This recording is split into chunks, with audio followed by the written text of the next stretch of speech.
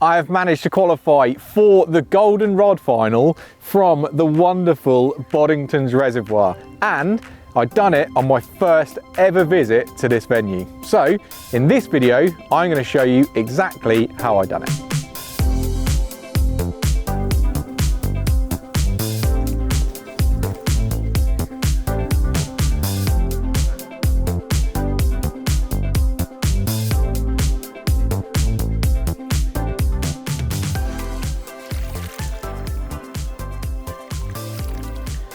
So here we are at, let's say, the scene of the crime, peg 99 on Boddington Reservoir. Now, I've never, ever seen this lake before at the time, and I'll be honest with you, I was told it was a very good area and I had a real chance of qualifying. So even though I had no sort of preconception of what the fishing was going to be like, I went to the peg pretty confident, got myself sorted like we are today in the water, set up nice and comfortable.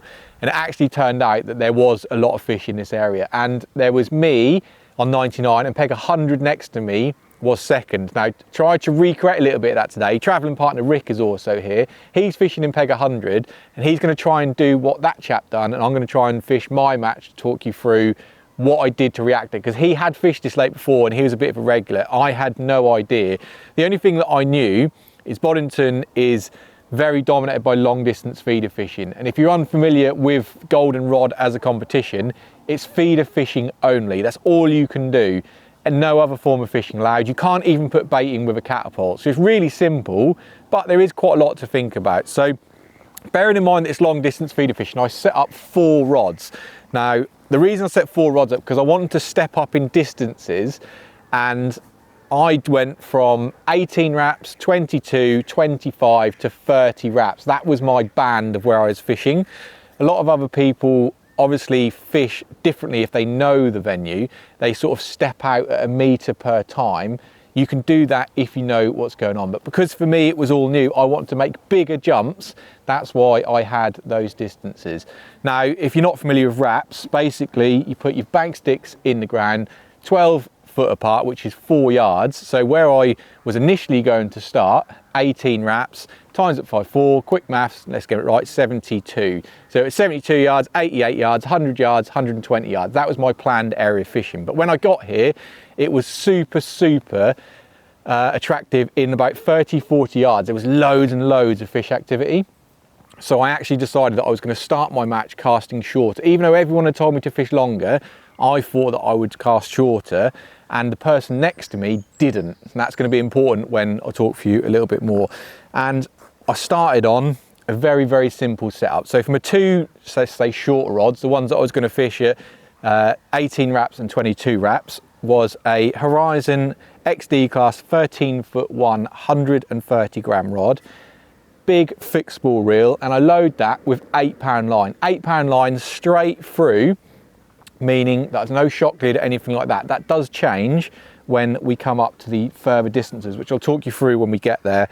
And like I said, a 45 gram feeder, and I, for the first time, used elasticated feeders. Normally I use the inline, but I didn't lose a fish in that day, and I'm now a mega convert into these elastics. So that's what we've got back on today, exactly what I used. I've got a 4-inch hook link, size 12 hook, and my initial cast was on the standard sort of pinky, washed out pink washers from Dynamite in 5mm. That was my go-to hook bait, and a standard pellet mix. I didn't want to do anything too drastic to start with, but what I've got down here is an absolute workstation, which I will talk you through in a moment because I changed so much throughout the day. But I didn't want to go out and be unconfident in what I was doing. So to start with, I want to know and go in what confidence. So these are literally 2mm pellets.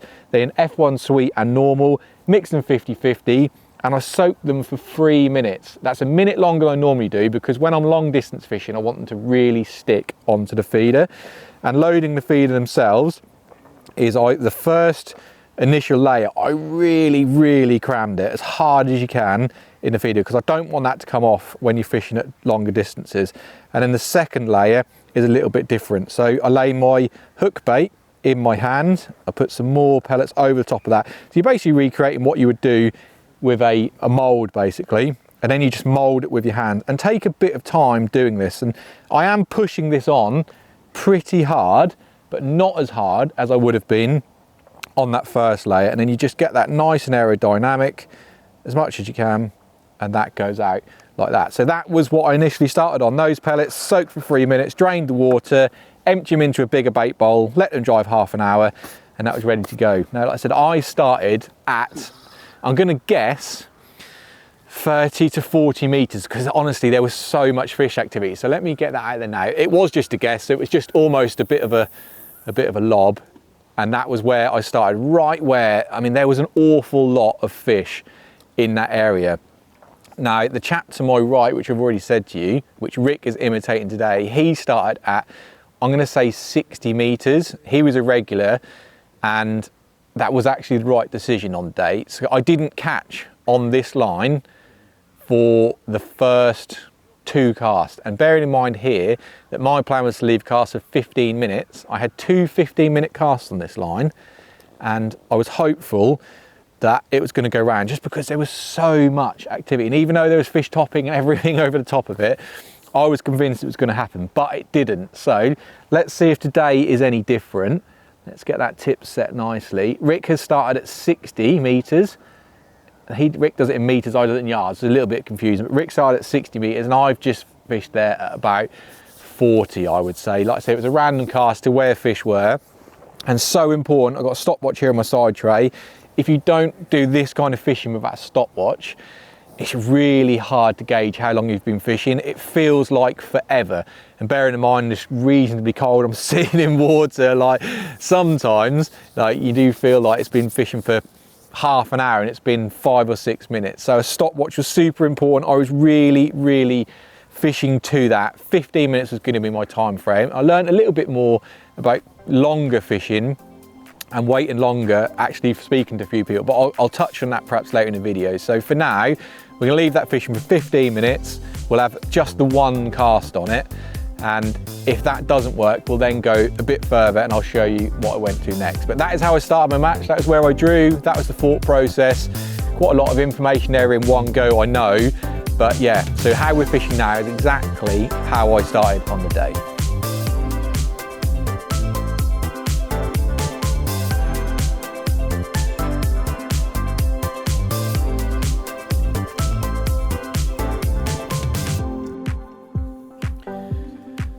So we're just coming up to the 15 minutes and I'm going to reel in, because same as what happened in the match, I actually had 2 casts like that and the rod never moved. I couldn't believe it. Like, there was so many fish crashing and a lot milling around the surface. So maybe they weren't feeding. And this is where I always say in match fishing that you need to watch the people around you, because the person to my right, although Rick hasn't caught one yet today, he had had 2 in the first half an hour and he was fishing a lot further than me. Like I said, he definitely knew the venue, but it was more fishing how people had told me that it would be. Start fairly long and just keep going longer until you find them. So I then started to change things up a little bit. So I was then going to fish, the first rod was my 18 wraps, 72 yards. That was where I was going to go next. And all I'd done in change, so I kept the same hook bait, the same feeder, the same rod. I can fish this 8-pound line straight through to about 90 yards maximum for me. And then we have to go over to stepped up rods, shock leads and stuff like that, which we'll talk about. So the only change I made initially was, just because we're casting a long way, I added sticky pellet syrup to my pellet. So a good glug of that, mix it round, and that just helps it stick a little bit further. So that was the initial only change that I'd done. Now we're loading in exactly the same way. We are loading a nice solid layer onto the bottom. I lay my hook link into the palm of my hand, some pellets, and then you nip your second layer on. And like I said, at this point I wasn't worried, but I was definitely like, right, I'm already behind. I couldn't give it any longer fishing shorter, even though there were so many fish there. Like, they just clearly weren't feeding. And you do have to remember, this is winter fishing. Like, I didn't know what was going to win the match that day. I actually ended up with 14 fish for 150 pounds. They're big fish in here. But like, initially you're fishing for a bite. You got to get a bite to start with. So that was the plan. It was to step up to the 18 wraps, 72 yards, and then give that 2 casts of 15 minutes. So what I will do is I'll try and get it there. Now we've got slightly different conditions today. We've got wind in our face, and I'll be honest, when I was casting off camera, I stand up because it's just so much easier. So I hope I can get this there, but it's a nice firm chuck. As hard as I can, not as hard as I can, but and now we hit the clip and we lay it nicely. It is super, super important to hit that clip when you're casting. If you don't be afraid to reel it in. You know, sometimes you're leaving these feeders for a long while. If it doesn't go in right, it's so important to do it again. And the same with sinking your line. Take your time. Really do not want to be moving that feeder. You've got to set your trap, be happy with it. And if you're not happy with it, just do it again. Honestly, it makes such a difference to have the confidence knowing that that's sitting there perfectly. So yeah, that was my plan. I was 2 fish behind peg 100. I then went out this, and to be honest with you, I felt like I was then starting to fish, you know, like everyone had told me that was how I would be catching them. And like I said, I'm not upset that I fished short because I'd been stupid to ignore them, but I honestly then felt like I would be fishing. And actually, I'm going to start that stopwatch again because it's so important. So it was, for me, it was going to be 15 minutes chuck like that. If I didn't have anything the first 15 minutes, I then was going to change to the thing that I'd done next. But I didn't go too crazy with changing things up. On my bait tray here, it molded throughout the day to be very different to what I started with. But just go with what you're confident with and then slowly change it until you find what works. So I've got my pellets that are in my main tub. That is what, basically, they're just those soaked 3-minute pellets. They're all sitting in there, and then on the side tray I've got bait tubs that I then mix and change things up in. So don't waste all of your bait by adding something to it because you can't take it away. So like I said, this tiny little tub that I've got here, the only difference with these has got that syrup on, and that was what I had it would have been my 3rd chuck. After 30 minutes I was then fishing like this. Now on the day I had one very first chuck at that range. I had it it was after 12 minutes exactly, because I can remember the next 3 fish I caught were all at 12 minutes. I had one cast in between where I didn't catch and I changed something else, which we'll come on to next cast. So I'm fishing exactly as I was on the day. And after 12 minutes, this swung round, and the person next to me also caught one in that time. So when I had one, he was on 3. But let's give it now. It's all sitting nicely. I was happy with how that went in, even though it was a crosswind, it went out there nicely. Like I said, with this setup, with no shock lead, 8-pound line, I can fish to about 90 yards maximum. So where I said I had 2 rods set up, I had 2 like that, then I had 2 with shock leaders and stuff, which we'll definitely come on to because I went to those shortly. But now I'm going to leave it. I was happy with what went in, no movement, and yeah, it's winter fishing, you know. Some people wait ages for a bite. So Steve Ringer was fishing somewhere in the 60s, which is down to my left, and one of my Norfolk friends drew next to him. One of his longest casts on the day was 45 minutes. So that's what I'm saying about make sure you hit the clip, make sure it lands nicely, make sure you sink your line nicely, because if you do any of those wrong and you leave it there for 45 minutes, that's a huge period of time to waste in a match. You don't want to feel like you're wasting anything. So I'm going to sit here happy now for another 15 minutes and we'll see how this goes. Like, today's probably going to be very different to match day. You know, we've got nobody else moving the fish around. There's only me and Rick fishing, and we did walk past one other person as well. So it might not be the same as the match situation, but I'm just showing you what I've done, and then also we'll mould for today as well, because today is going to be a very different day and we might find that something different works. But this is all about how I qualified, and that is exactly where we were in the match. We were 3rd cast in and we were waiting again 15 minutes to see if we got a bite.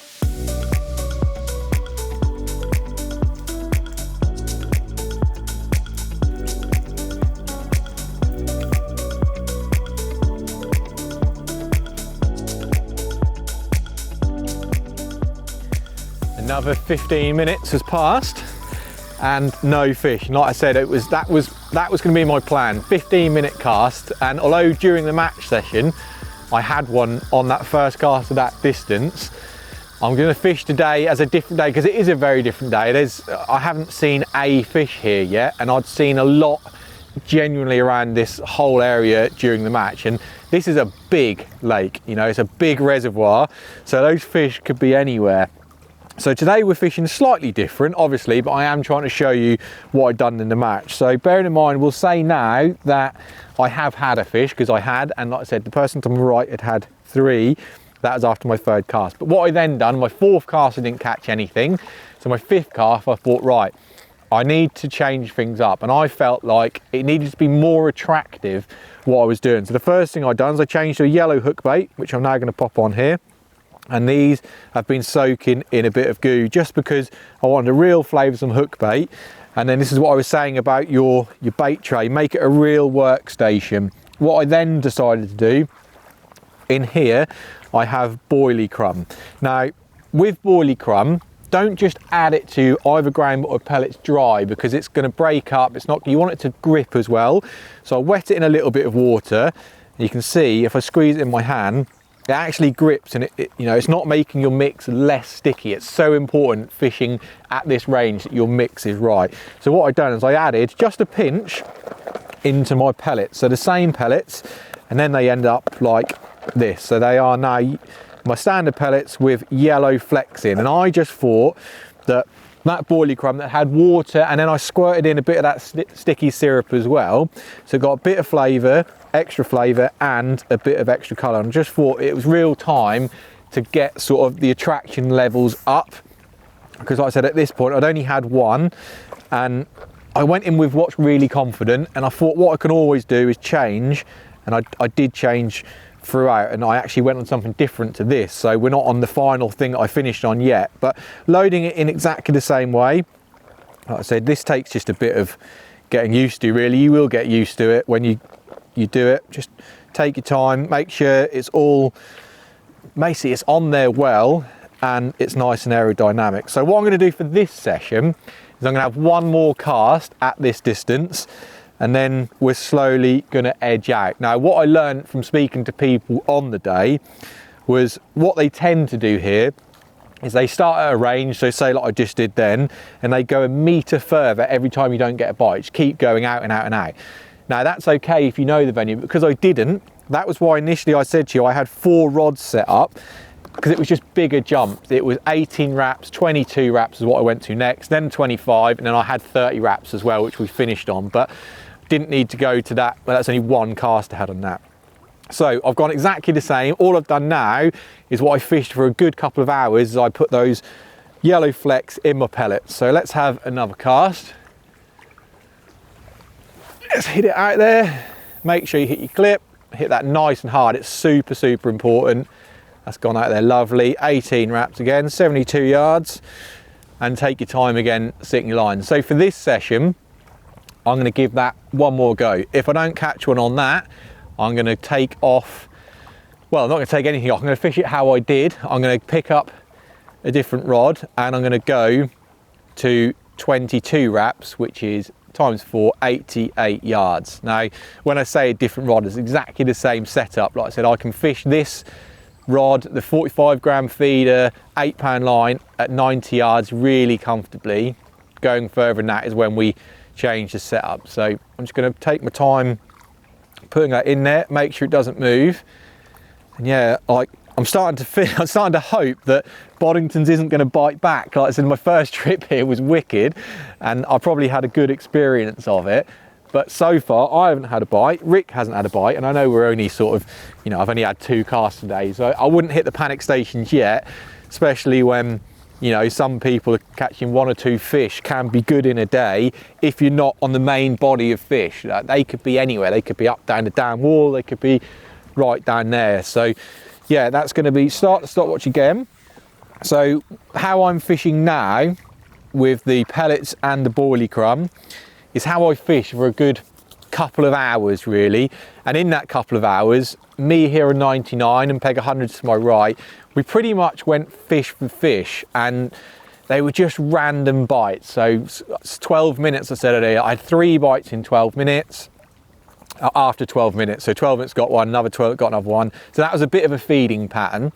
1 bite I got really quickly. So for the first sort of couple of hours, so about halfway through the match, I was on 5 fish and I was still fishing at this distance. So that was what happened on match day. Like I said, today's probably gonna be a little bit different. So what I'm gonna do now, to try not to bore you just watching me sitting here fish away, is I'm gonna fish like this. I'm gonna have 15 minutes on this. If not, I'm gonna go to my 22 wraps, 88 yards. I'm gonna have another go on exactly the same mix and everything like that and see if they're further out. If I don't catch there in, say, sort of the next 3 or 4 casts, so you're talking possibly up to an hour's fishing, then I'll tell you what I've done next, is exactly what I've done in the match. It'll bring us about sort of back in timeline of where we are. But one thing I'm going to do, and I noticed everyone done this, sitting here in the water, it's freezing, feet are in the water. You've got to remember, it's proper winter fishing. So your rod's fishing, they're sort of like 80 yards out there. They're not going to massively drastically drag it in. So what they've done is they literally just stood here behind me on the bank out of the water, and when you got a bite you just slowly walk in and play it. So I'm going to get out of sitting in this water because it is freezing cold. But I'm going to have this chuck at 18 wraps. If not, I'm going to go further, see if we can find one, because I want to show you Boddington's carp. They are big and they are special. So that's the plan now. Today is a different day. Let's see if we can find out where they're sitting.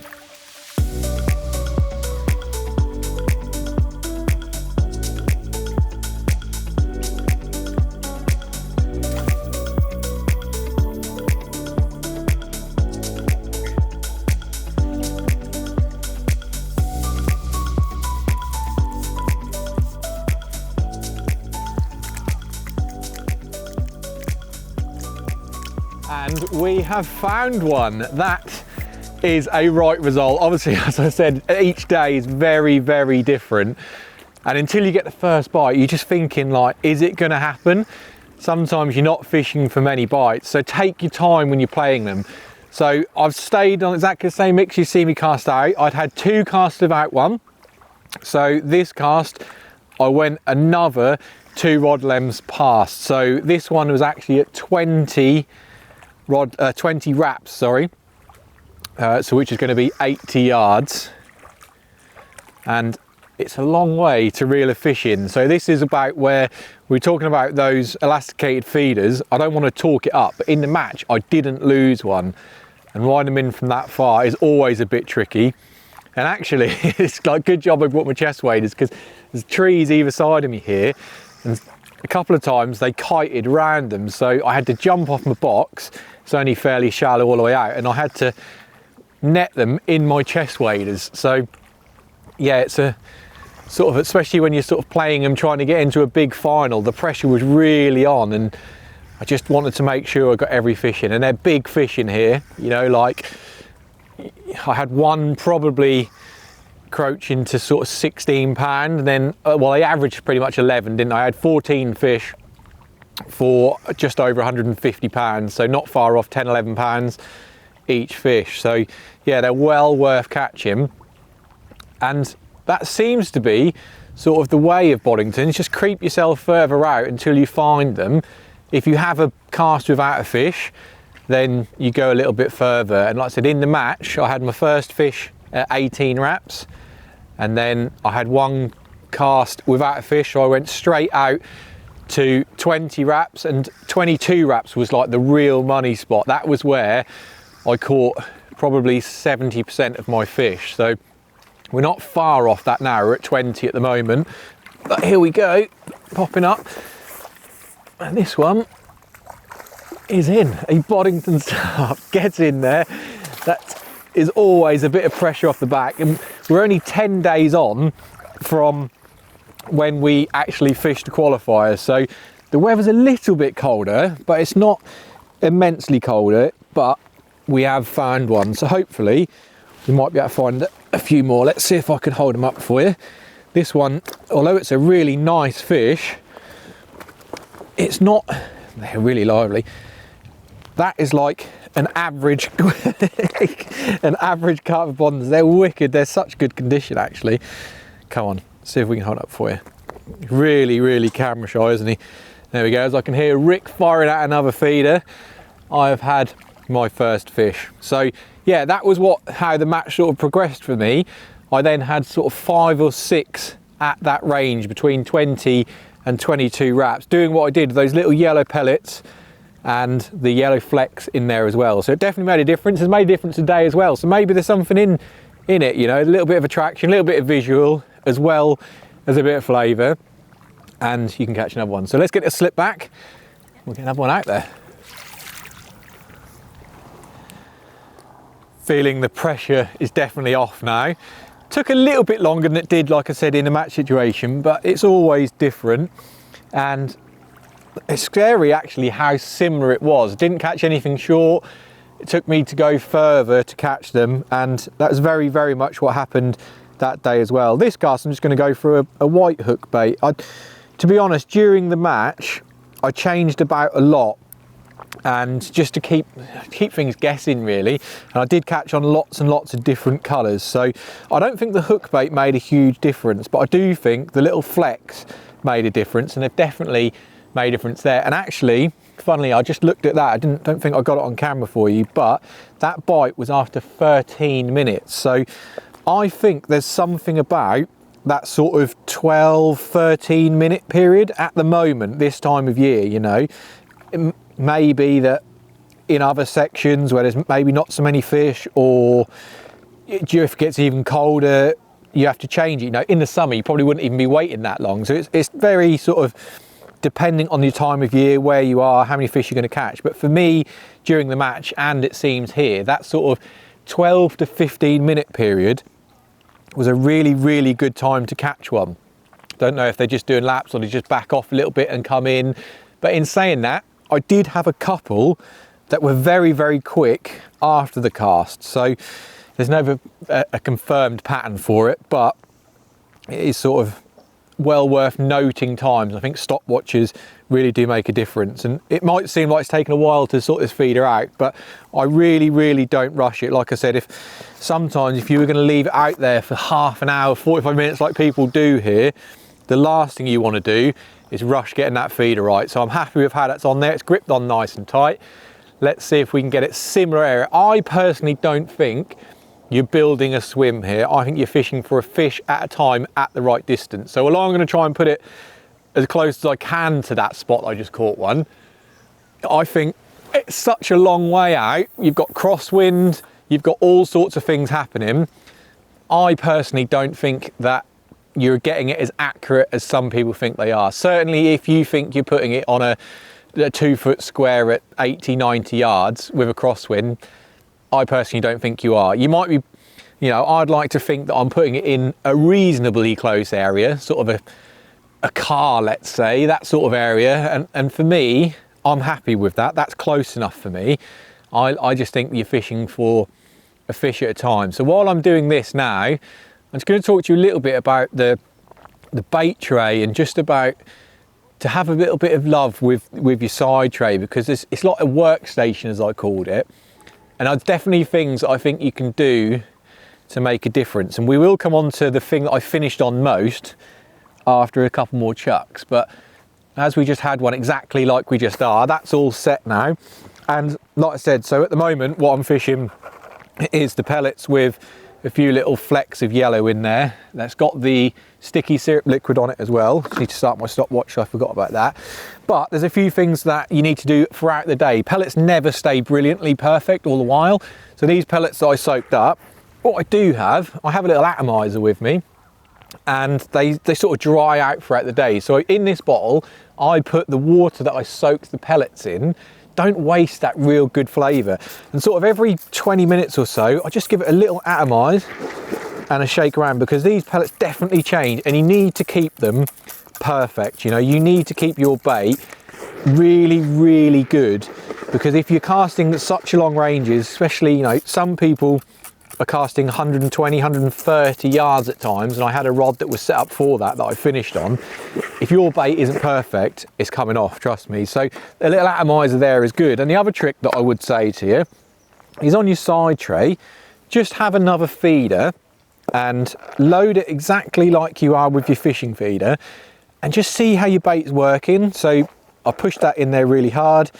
I do another squeeze on top of it, make sure it's all lovely, give it a good squeeze, and then I have a bait tub next to me just filled with lake water, and just drop it in there. You've got your stopwatch on, you can see now what that mix is doing. You know, how long is it taking to come off? You don't want it to be coming off in 20 seconds because, you know, it probably takes 10 seconds to hit the bottom. So it does break down. I'm watching mine here like now. It starts to break down very, very quickly, but it's not losing all of the feed. So the first few pellets, even though I've squeezed them really, really hard, they start to break off pretty quickly. And I've been testing it for a while I've been fishing. That sort of is fully broken down for how my mix is at the moment in about a minute to 2 minutes. I would say it's properly fishing. That's absolutely fine for me. And that's why I was saying, just think about your tray, keep it nice and don't just commit something and do that. We've got some ground bait mixed up, which I've finished on. I use ground bait and pellets together. And like I said, we've got the little boilie crumb as well. So just play around and have different tubs with different things. I'm just going to add some more boilie crumb in there. I'm going to add a handful of pellets in there. So you might want to put less flex in. You might want to put more flex in, stuff like that. All things to think about. But normally, once you've found something that works, that's what you get your confidence in. You know, once you've had your bite, you're thinking, right, okay, I've caught one and that's the way it can go. So that's out there fishing. Like I said, think about your side tray. Going back to the match, it's pretty similar to what's happened here. Like I've already said, it started slow. I then had a little flurry, and when I went to 22 wraps, which is 88 yards, that for me was the money zone. I had most of my fish at that distance until real late on where I had to go a bit further, and I had a real good tussle with the peg next door. And it's sort of like he was 2 fish in front of me for probably 2 to 3 hours, and then the third hour, when I changed one more thing and we went a little bit further, that I had a really, really good third hour. So I'll try and fish away. I'll have another couple of casts. Maybe we'll catch them, maybe we won't. But I'll try and do that, and then I'll talk you through my last change that I've done in the match situation. But I'm all happy with how that's fishing. It's surprising that talking to you how time goes. It's already been fishing for like 4 minutes already down there. But yeah, it's much nicer standing up there out of this water. So far, unfortunately, Rick hasn't managed to catch one, but like I said, it's a different day. We might be fishing for 1, 2, 3 bites today. Like I said, on the match day, I managed 14 bites, 14 fish landed. Might not need that every single time. There was other sections, one further down there, because 3 people qualify. You have to win your section of 20. 3 people qualified, so 2 others, and they were with much lower weights, much less fish. So I still think you fish it in the same way, but you might extend your time that you leave it in the water. You might change things more regularly in fact of hook baits. You might put a different colour boilie fleck in, something like that. But you see what I'm trying to say, try and keep yourself active until you find out what's going on. But we certainly know there's fish at the range I'm fishing at the moment. We know they're eating the bait that we're feeding. So I've got no reason to change at the moment. I'm just going to keep this cast out there, have another couple of casts. If I don't, go a little bit further, try and locate another one, and then we'll catch up again either with a fish or with the third change, and which was for me probably the crucial change, because that sort of 4th hour was really, really good.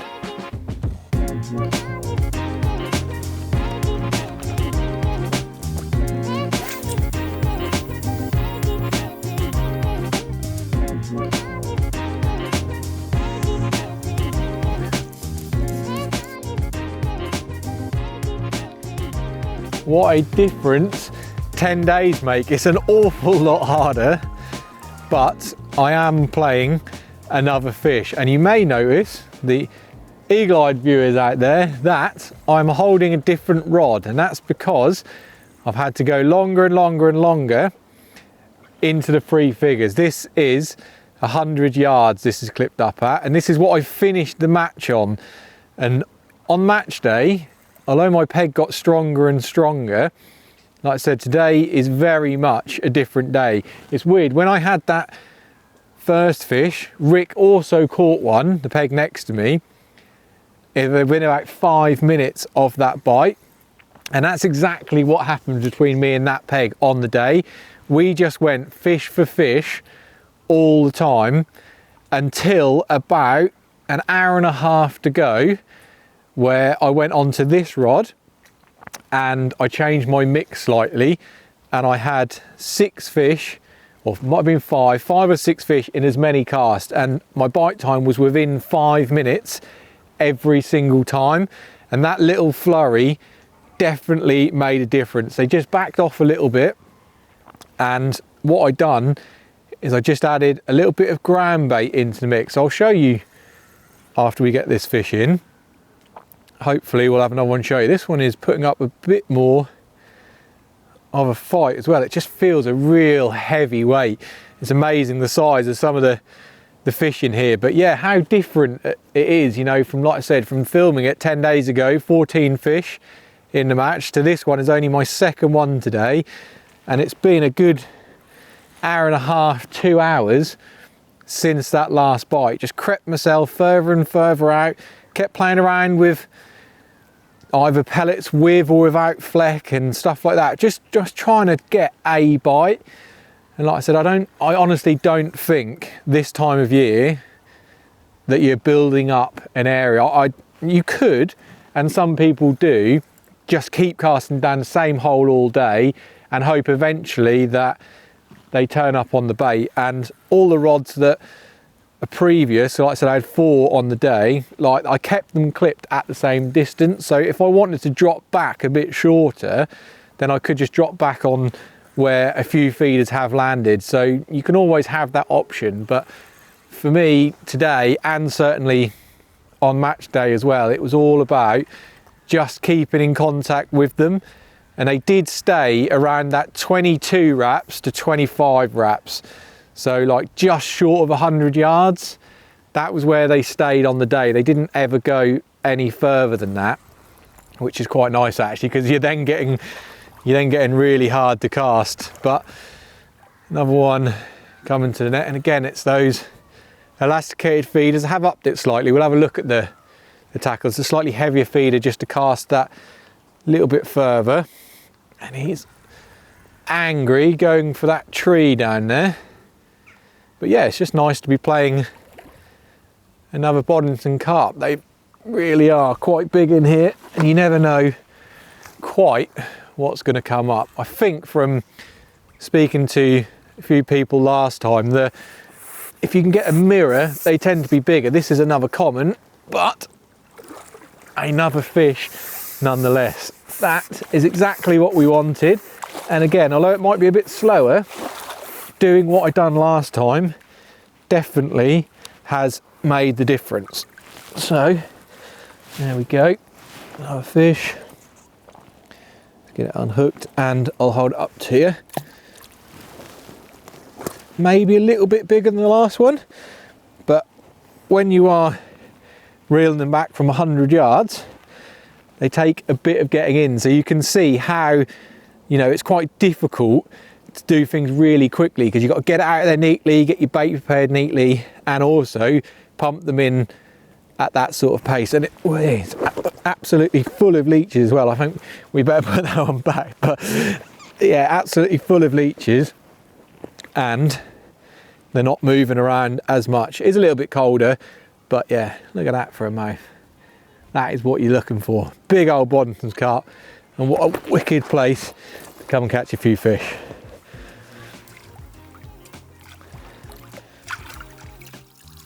On a tough day, that is more than welcome. But before we head off, let's talk you through about what I finished the match on. Like I said, I had 5 or 6 in as many casts. And all I'd done, like I said, I did go longer. I did go to the 3 figures. I went to 100 yards. Now, to do that, I do change my tackle. I've mentioned it earlier. So I'm not on the straight 8-pound line. That's basically the main change. But the rod that I use is the Aquos Ultra D, again 13 foot. 13 foot makes a big difference when you're casting long distances. And then I've got my big pit reel again, so that's the same, but the difference is it's got a 12-pound shock leader, which then goes to 6-pound line. So the 6-pound line is so much easier to pass through the rings, and the 12-pound shock leader just means you can cast it a little bit harder. Now, the other thing that I changed is I upped my feeder size to 60 gram just to try and really get it out there, especially in a bit of wind like there is today. So that was what I done. I upped my rod to cope with the distances. If I'm going anything plus 3 figures, then this is the setup that I will use. So I take both with me wherever I go. And the other change I've done was a change to my bait. So in here, what I've done is the same pellets I was using, so it's the pellets with the boilie crumb, but I also mixed up just some ground bait, just match method mix. And in the same way as you mix any ground bait, just mix it normally, put it through a riddle, get all the lumps out.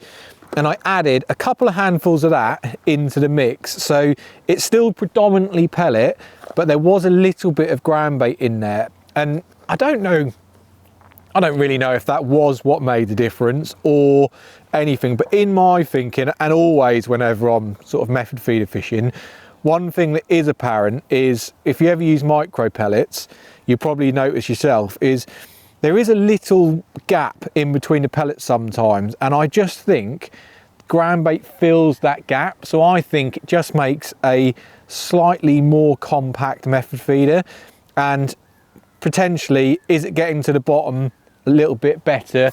You just don't know. Obviously, I'm still testing things in my tub to make sure I'm happy with how things are going and how quick the breakdown is, but you can't test it after it's hit the water at whatever pace it is at 100 yards. Nobody can test that unless you take a camera out there, which we can't do. So yeah, that was my thinking behind it. But the big difference to me was going a bit further and adding the ground bait in there. Now, when I'm casting this far, I always stand up. So I'm not sure if I can hit 100 yards sitting down, but I'm gonna give it a go for on camera.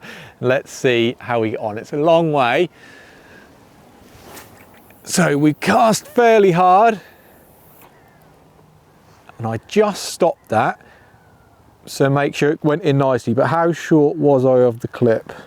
Let me have a look, because if there, I'm literally a yard short. So I'm happy with that, only because I personally stopped it myself because I didn't think it's quite going to reach, and I've still landed the feeder in as if it has hit a clip. My finger became the clip, bam, drops in nicely, because you need to have the weight, the lead on your feeder hit the bottom. And if I was then to wind it off the spool and noticed that I was a couple of rod lengths short, I would have reeled it in and I would have done it again. Like I said, standing up, that becomes an awful lot more comfortable. I can hit the clip really hard, but I'm literally like a foot away from it, so I'm more than happy with that. So that's one way you can save a cast. But yeah, if you need to add a few more distance, bit more distance to your cast, just stand up. You get bigger levers, you can create more speed in the rod, and you can cast a bit further. But yeah, that was the big difference in, with an hour and a half to go, that was what I've done, and that's out there nicely. And like I said, the fishing just got better and better, and I was getting bites within 5 minutes of it going in, like 5 fish, 6 fish maybe, within 5 minutes. So basically, with an hour and a half to go, I was pretty much playing fish all of the time, unless you're waiting a couple of minutes for a bite, because like I said, it takes a while to get these big fish in from that distance. Time you load your feeder, get back out there, sink your line, you know, you don't want to rush. Sort of like 10 minutes, 15-minute turnaround is quite quick with fish of that size and casting sort of leads that distance. So that was what happened on match day. And then funnily enough, I'll sort of go through it as we're waiting for this bite. I better set my stopwatch again. That one was actually 17 minutes. I gave it a little bit longer that time. But what happened on match day, with about half an hour to go, you can see over the other side there's plenty of boats, and there was actually boats on that day. It was the weekend, and with about half an hour to go, I don't know why they decided to do it, but 2 speedboats, not the rowing boats, they went up and down at like 100, 120 meters out, so they were like right where we were fishing, and they were just going full belt either way, and it just killed the fishing. Like the chap to my right, myself, and even the bloke to my left at the time, we had all had a really good run coming into the last hour. It was like fish for fish. It was a mega match, so exciting, great to be part of. And that just stone dead killed it. The carp hated it. And on that day, the last half an hour, I had absolutely nothing until literally 10 seconds before the whistle. And this is where it's just so weird with carp fishing. The same as what happened to me and Rick a minute ago. 10 seconds to go, I've jumped in because my tip's gone around.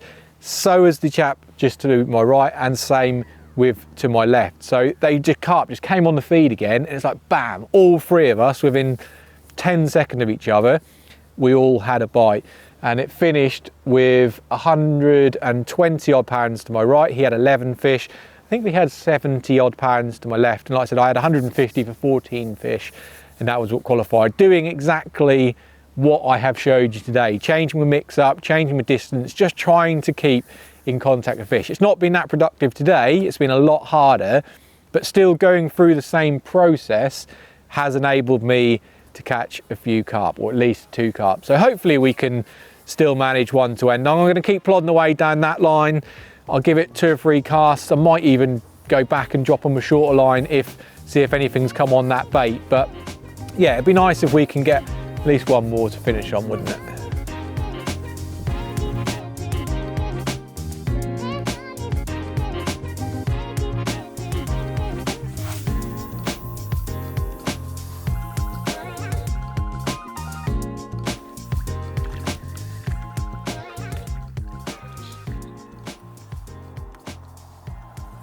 Well, today is a 2-fish day, it seems. Even the slow pack away didn't work.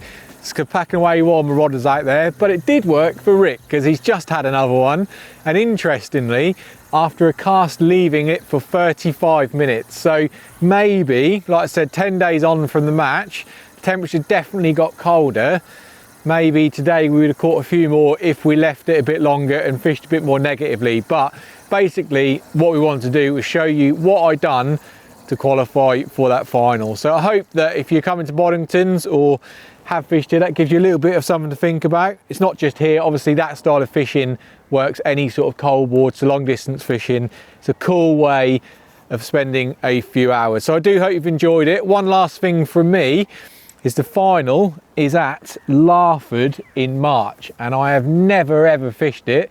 So if any of you out there know any information, I would be more than grateful for any tips on how to fish Larford on the feeder in March. So you can either drop a comment on this video or message me on my Instagram. The tag is at the front of the video and we can have a conversation, hopefully put me right and learn a little bit about Larford. But there you go, that is exactly what I've done. Super excited for it. I hope you've enjoyed it. It's been a tough day today, but that is fishing a massive reservoir in winter. That's just what happens sometimes. So don't forget to hit that subscribe button and we'll be back very soon with another Match Masterclass.